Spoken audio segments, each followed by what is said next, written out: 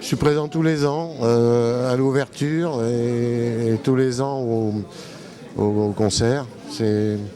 Coluche était un ami.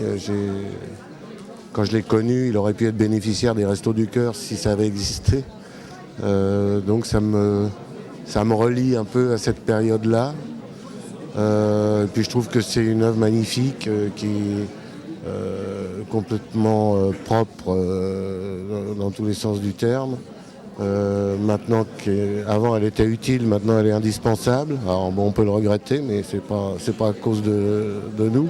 Il y a tellement de causes qui sont justes et qu'on aimerait défendre. Mais celle-ci, c'est une cause qui est sournoise parce que finalement, on s'y habitue.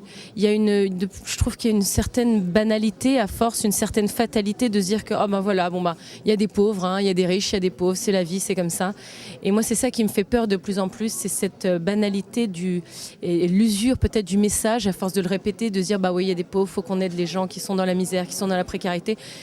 Mais finalement, au bout du compte, j'ai l'impression que ça résonne de moins en moins, alors que ça n'a jamais été autant d'actualité. C'est ça qui est extrêmement angoissant. On a presque honte à le dire, mais c'est un bonheur de participer à ça, quoi, de tous les ans d'aller voir les bénévoles, et puis interrogez-les, parce que vous allez avoir une petite vision de qu'est-ce que c'est la misère aujourd'hui.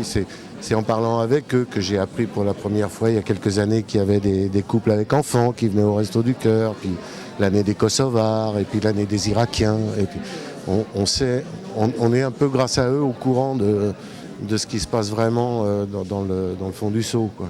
C'est un combat qui est tellement important puisqu'on vit quand même dans un pays, un des pays les plus riches du monde, et que cette situation, elle existe encore aujourd'hui et que la moindre des choses pour l'être humain, c'est d'avoir un toit au-dessus de sa tête et de pouvoir manger à sa faim.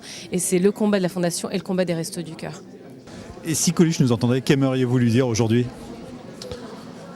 On se traiterait d'abord d'enfoiré réciproquement, mais c'est lui qui a donné à ce mot une connotation positive. Alors je ne sais pas ce que je lui dirais. Si, je lui demanderais de me rechanter du Bruyant, mais il n'a jamais voulu.